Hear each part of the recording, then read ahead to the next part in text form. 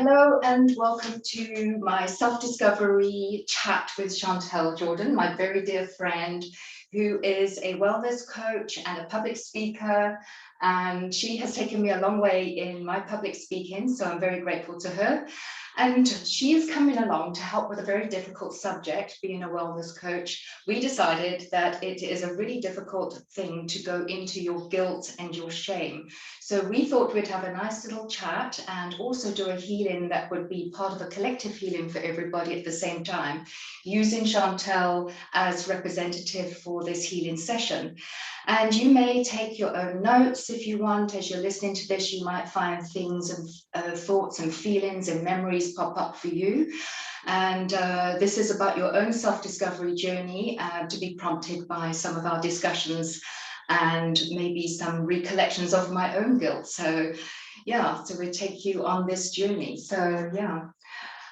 Where should we start? Should we start maybe with just defining the difference between shame and guilt? I like to refer to power versus force and talk about the fact that we are energetic beings. And this book, Power versus Force, by Dr. Hawkins, which I'm just going to show you so that if you want to do any of your own work, you can just have a look at this to understand a little bit about us being energetic beings and how we are not separate from everything in the world and separate from our minds, aren't separate from our bodies. So we need to go into understanding the effects of these low vibrational emotions and feelings that we have to our health. So that's why we got to do the work so that we can move forward and learn from the lessons that we can learn from our experiences instead of being the victim of them. Yeah, in my language, being an energy healer, we have an energy field that surrounds our body. And this looks like an egg. It's your aura, which will expand and contract depending on your mental health, emotional health, and your overall well-being. Okay, so shall I start with maybe sharing a little thought that popped up for me? Yes. So I remember my very first time that I was feeling guilty. And that was when I stole something from a shop when I was a little girl. I stole a chocolate. And I thought this would be a really good story to share because it shows the difference between shame and guilt. And I think that when we do something and we get away with it, we think it's fun. You know, oh yeah, I got away with that. And you go and do it again because you got away with it and you don't feel guilty, you feel good, but you've got that chocolate, right?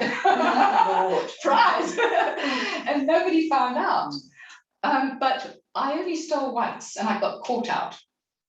And the person who was the shop owner said to me, I think you'd better take that out of your pocket and put it back on the shelf. And I said, what? I don't have anything in my pocket. So I dug a bigger hole for myself because I lied, because I was too ashamed of what I had done. So I went then into the shame of what I had done. And I learned a very quick lesson. I never, ever stole anything again. So that was my very first experience of shame. And it was horrible. It's a horrible place to be when you realize that you have done something out of your value system, that you've been taught that that's wrong, and yet you go and do it. Yes. Yeah. And when did you forgive yourself for that?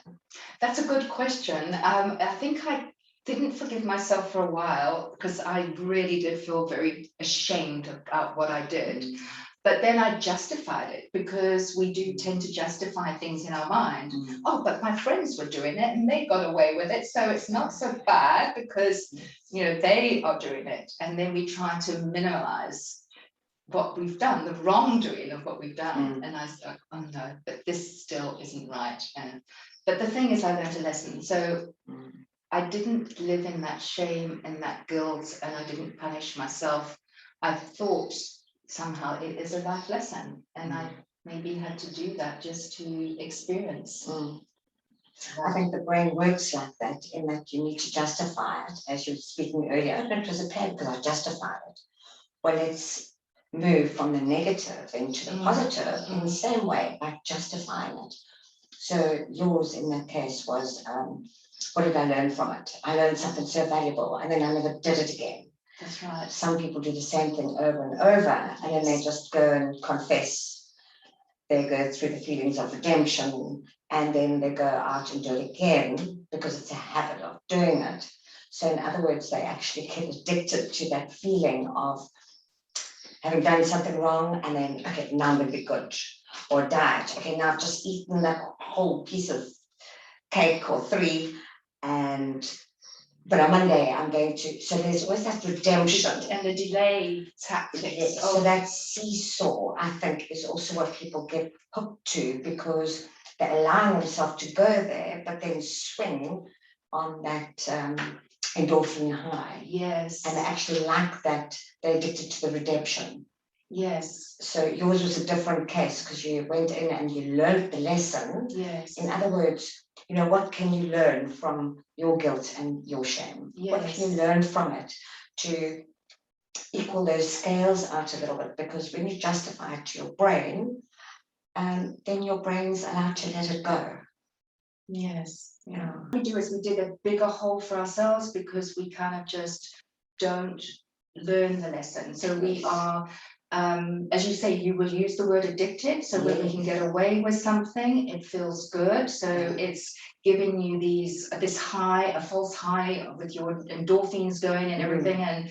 And yeah, but sometimes, you know, when we're doing things that we know are wrong, but we still do them, that's really different from unconsciously doing something. So when you're unconsciously doing something that you feel guilty about afterwards, there's another type of guilt where maybe you've hurt someone's feelings or something, and then only later you find out that you've hurt someone's feelings, and then you feel guilty and bad about that. So if you're feeling bad about that, then surely my logic tells me you will go and apologize. But some people don't know about facing that that thing, you know, that might be fearful because you don't know if you're going to be rejected because that person is still holding a grudge against you or something like that. You don't know if it's going to be well received, so you kind of stand back, afraid to say, you know, I'm sorry. And how often does that happen in families and relationships? So there's that kind of beating yourself up type of thing, you know, that we were talking about a little bit earlier, that you beat yourself up for things that you've either done consciously or unconsciously. It's difficult to work with those unconscious things because this is other people's emotions and their triggers, isn't it? But we still go and feel bad about it. Why do we do that? Because we like spinning the same thing around in our minds over and over and over. And I think we don't forget about it. And remember, the more energy we put into something, the more it's going to come up for us. So if we do feel shame, like a lot of joy when we're happy with things, we kind of let it go. But if we're going to be thinking about it over and over, especially guilt or shame, it's like that record player, we're just deepening that groove or in our mind network, as we know. We first have this little thin path of disgust. And the more we think about it, the bigger the pathway gets until eventually we just don't let it go. We carry on thinking about it, thinking we can change it, which we know we can't. So yes, we regret, but we carry on in the cycle. And remember that the more we think about something, the more energy we give it. And this amplifies our feelings. And the more our feelings are amplified, the more our thoughts go astray. And then that's amplified. So it actually gets worse. So I suppose the best advice we could ever give is if anybody feels something, shame or guilt, any lower vibrational feelings, is to deal with it as quickly as possible, because the more you think about it, the more you're amplifying it, which is a problem. It is a problem, but it's not so easy if you are entrenched in these patterns that have maybe even been passed on to you generational, because let's say mother Yes. has had a life of feeling guilty, and then you see those patterns playing out and you think it's okay to actually feel guilty. So I'm going to use my mum as an example here. So my brother's passed away and her mother passed away, and two people that she misses very much, and it's many, many years they've been gone. And so for all of these years, she still talks about her regrets. And the regrets are the guilt playing out of the things that she should have done, she could have done, that she didn't do. And there's another type of guilt, of something that you can't change. And it doesn't matter, even with all my expertise being a healer, the way I speak to her doesn't shift anything, and say, but mum, you can't change the past. You know, it's not going to help my brother knowing that you are living with all this pain and this guilt. How can he move on? How can anyone move on? You can't move on if you are living with this pain. Like she's made herself a victim of it. Yes. Have you ever come across that with people in your groups and when you're teaching groups? Yes, yes. And they live in the past and they regret it. Yes. You know, we can't help that because we have got a memory, but as that memory comes up, you can deal with it. Just in this moment, don't think about, I want to let it go, it's going to vanish. You know, a lot of people just want to take a pill to cure themselves from something. People go on tranquilizers, even commit suicide over this. Yes, because they can't get away from it. And they can't deal with it. They don't know how to deal with it.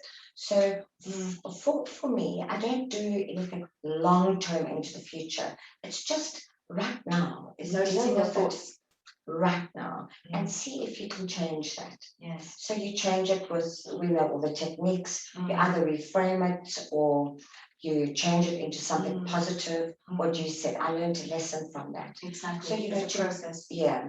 So to go back and say, I did this.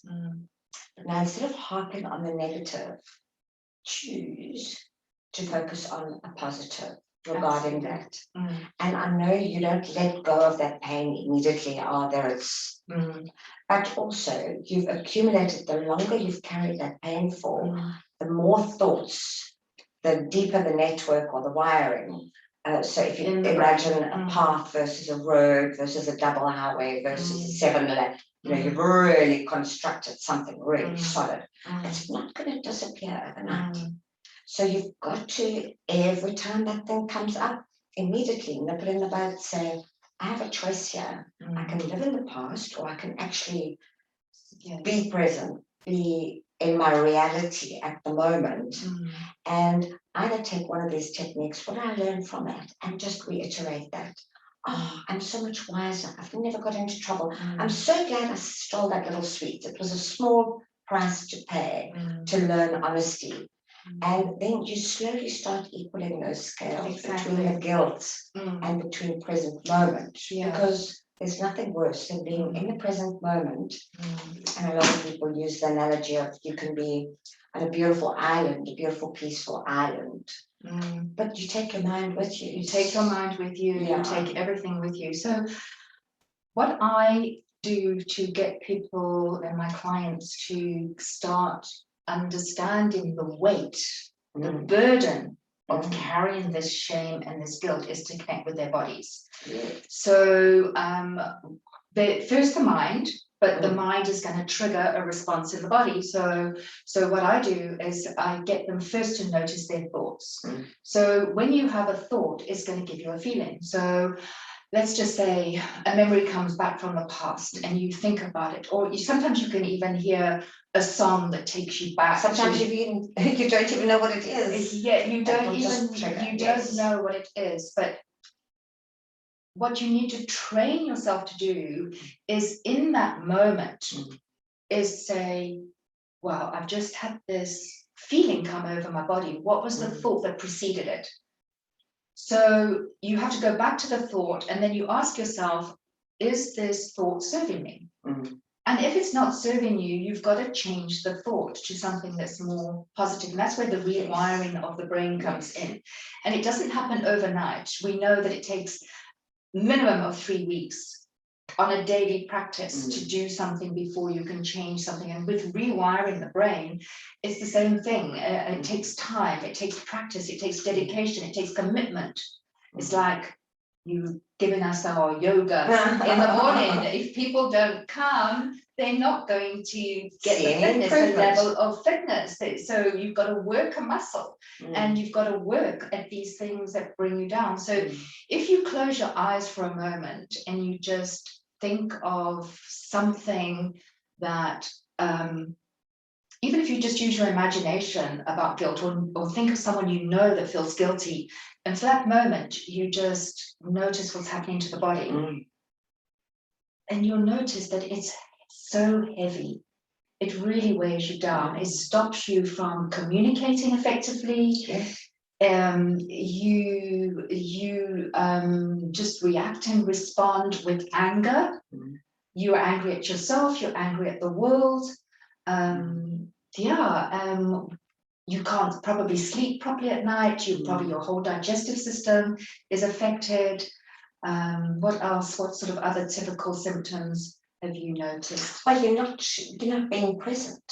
So for your mum, for example, or anybody else there, instead of giving their present children the attention, communicating with them and giving them love, she isn't in a space of love, because self-love, the guilt and the shame depletes you of so much energy, and it steals I'm glad you brought so much that up. activity out of your mind. Yes. It steals your attention, your time, and your communication, as you said. And then you don't communicate with the people that happen to be around you.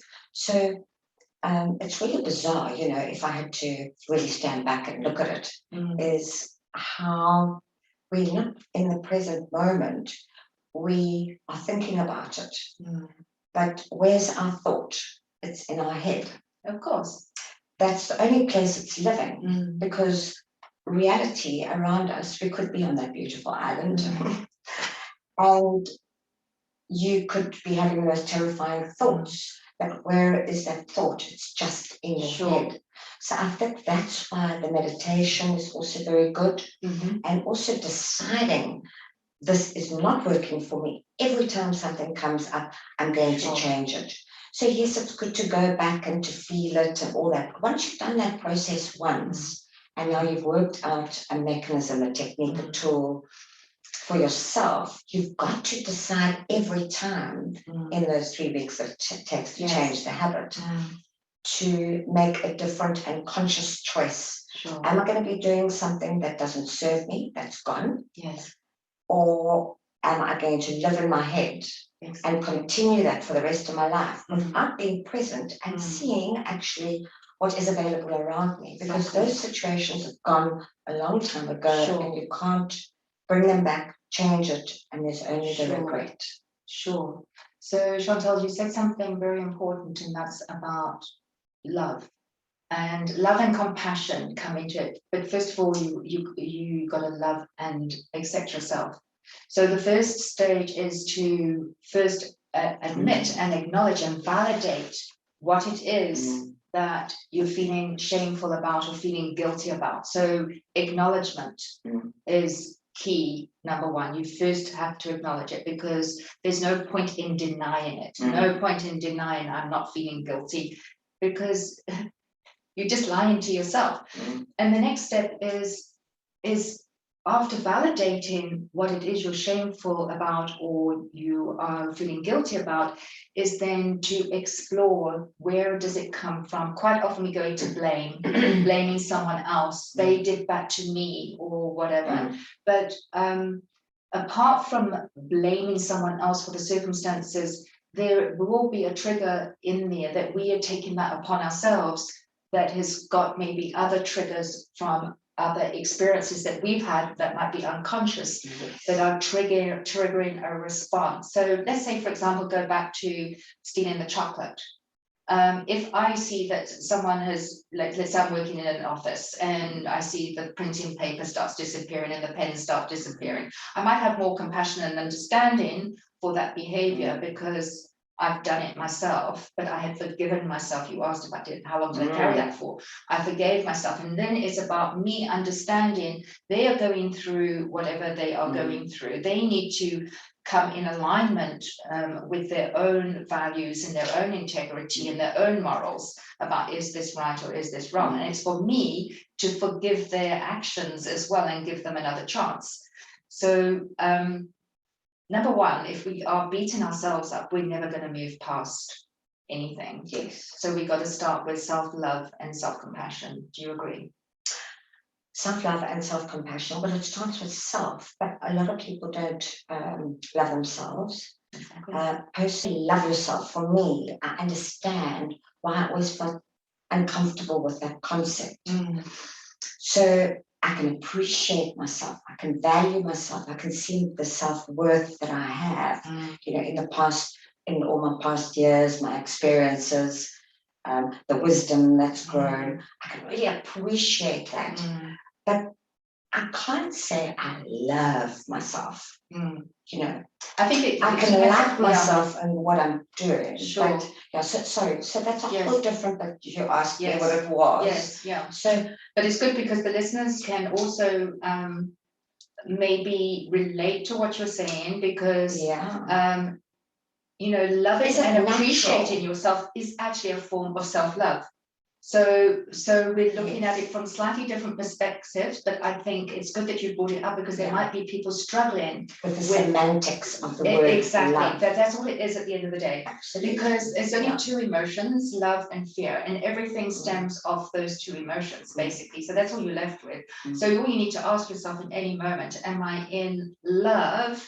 Absolutely. Or am I in fear? Yes. And then you can check with your thought processes, where is this coming from? Is it coming from the love, or is it coming from the fear? Yes. And a lot of people can really struggle with moving through this processing if they don't have the self-worth, which is part of self-love. From my perspective. Absolutely. Yeah. No, it's good. Yes, they have different ways of looking at things. Definitely. Because maybe someone out there, you know, they value themselves, but they look in the mirror and they can't say, oh, I love you. Yeah. No, I remember seeing something with Dr. Masaru Emoto, who studied the effects of water, and our body is more than water. And you know, the written word, I mean, everything is a vibration. And you know, I saw something written on someone's arm, like, I love and accept myself. And this is what it's about, is I love and accept myself the way I am. So what I'm going to come back to is, if you love and accept yourself the way you are, if you mess up, give yourself another chance. That's what I'm kind of referring to. That compassion for the self, the self-love, love yourself enough to forgive yourself and try again if you fail. And we're not perfect. We are not perfect. No one is perfect. We're just trying to be the best that we can. Do you agree? Absolutely. Awesome. And also the mistakes that we've made, we made the best decision at that time for ourselves. Definitely. I mean, going back now, you can see the stupidity or the whatever of what we did. But at that time, we didn't know. And that's why there's no point in backtracking. Because you do the best that you can at that given time, whether you are being a good mom to your kids or whatever. There's no point later saying, I wish I had done this and I wish I'd done that. Because yes, we are here evolving human beings, evolving in our conscious awareness to become better in this lifetime. And if we're lucky, other lifetimes to evolve to be better human beings in God-like consciousness. So you know, maybe we can't do it all in this one lifetime, but certainly we're doing our best. So like you said, it's pointless in going back to the past, because you did your best as a loving human being at that time with the conscious awareness and the knowledge that you had at that time. So thank you. So why beat yourself up for the rest of your life? Thank you very much. Thank you very much. So please, I hope you take note of that. So I'm not quite sure how long we've been talking, but if I just wrap up, and if you've got anything to add, what I'd like to do is maybe just do a little meditation. So just to explain to the people not understanding energy for the first time, I'm working here with the pattern of guilt. And I will ask permission that you can be the representative for this.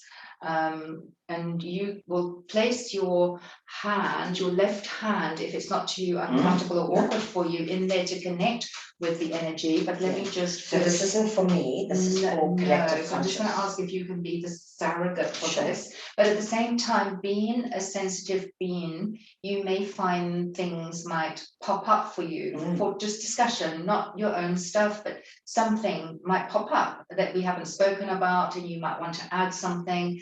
That's fine. So the two words that came up, and we have discussed this, is forgiveness. So the forgiveness is self-forgiveness and forgiveness of others. Yes. Don't keep beating yourself up because you're not going to get anywhere, right? Yeah. We know that. And validate. So the word valid came up. So these words help to take and train and focus our thought on how we can short circuit all of this stuff, because it's giving it a laser-like focus. Whereas if we look at guilt and shame and its enormity, it's just too much. It's too much. So what we're going to focus on here with the healing is self-forgiveness, forgiveness of others, and just validate what it is that you might be feeling guilty about or shameful about any time in your life. It could be something stupid, like you mentioned earlier, should I eat that cream cake? I'm trying to lose weight. I made a commitment to love myself enough that I want to lose 5 kilos. But I ate that cake, and now I feel guilty about it. I feel bad about myself because I didn't have the flipping self-discipline to do it. Naughty, naughty, naughty. So there we go, back in the cycle. So would you like to place your left hand just at the bottom there? I'm going to keep the words in as well, so you're connected to those words of forgiveness and validate. Okay, and I will be working with just shifting this by working with my vortex cards. If anyone wants to learn any more about this, it's the healing modality is called Life Alignment. It's an international healing modality. Oh my goodness, I can feel this weight of this through this energy field. And these cards are called vortex cards. They carry a certain frequency that is going to help us shift the vibration of this guilt and shame that is in the collective consciousness.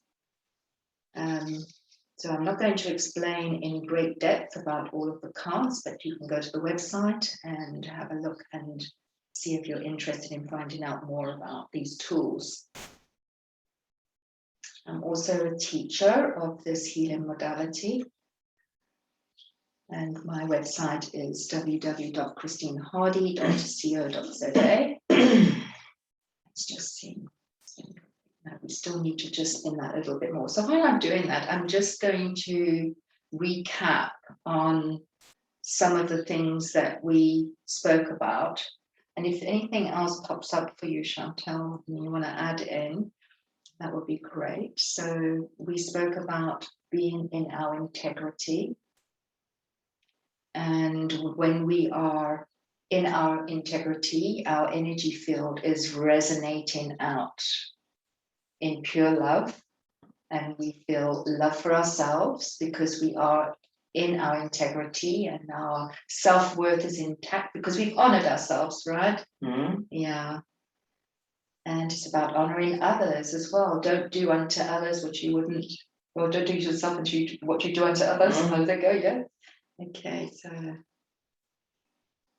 okay. Forgiveness. Apologize if you need to, learn from the past. Challenge your self-talk, your mind talk, your thoughts. Before they run away. Are they serving you? It's still taking a while to shift, so I'm going to stick with that. And then make some new choices.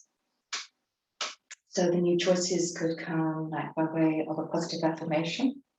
Yeah, you make some new choices. I'll come up with one just now.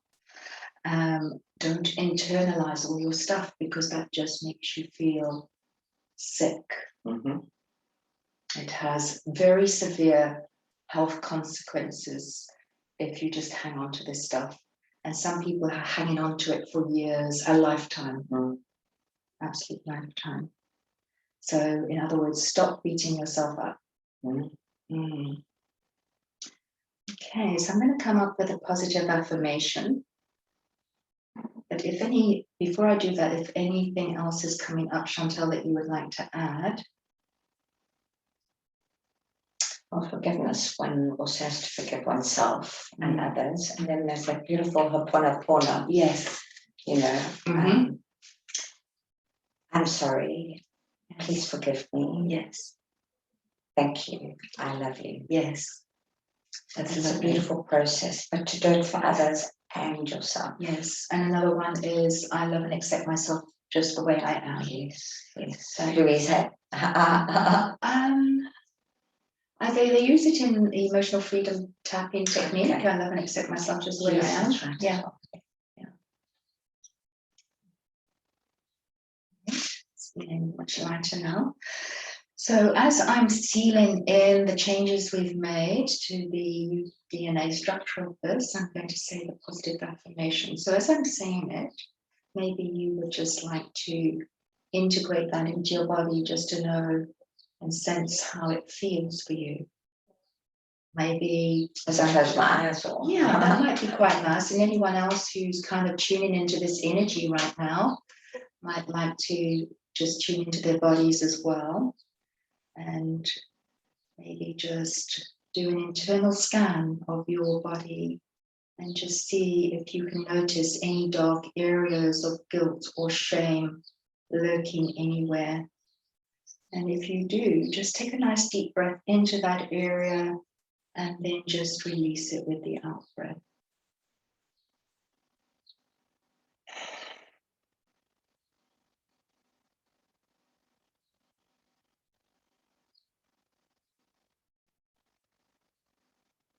And allow your mind to move outwards from your body, connecting with me, sending a vibration of love frequency to heal any guilt or shame that's gone on in my life. And then like a cord and like a chain, I'm going to send that out like a thread and a connection to everyone else out there who may be struggling with guilt or shame in some way, or feel they are a victim of someone else's guilt or shame and don't quite know how to handle it.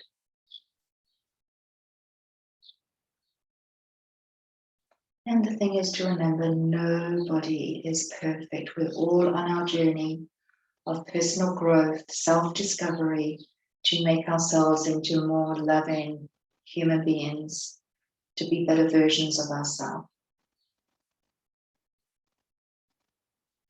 I choose to have the strength and courage and the determination to face my shame and guilt, or anyone who is in my space who may be suffering from shame or guilt, and the heaviness and the burden that leaves on my energy.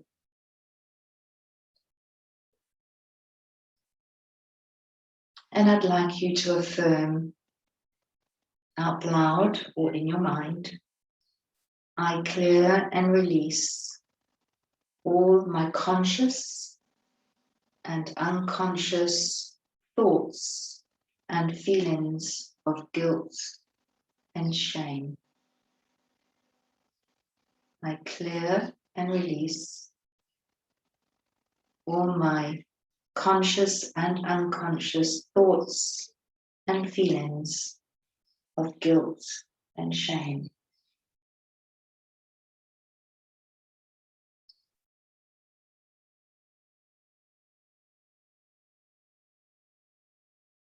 And this is a positive affirmation that you can make to help rewire those neurons in your brain.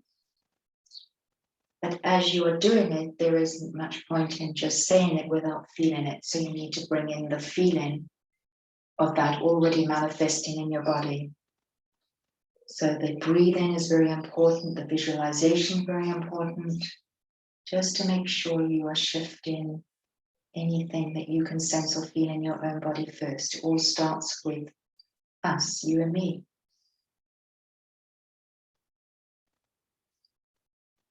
How is that feeling, Chantaul? Much thicker, and the more I breathe and let it go, the lighter it's becoming. Yeah. So it's a matter of letting go. Sometimes it's hard to let go.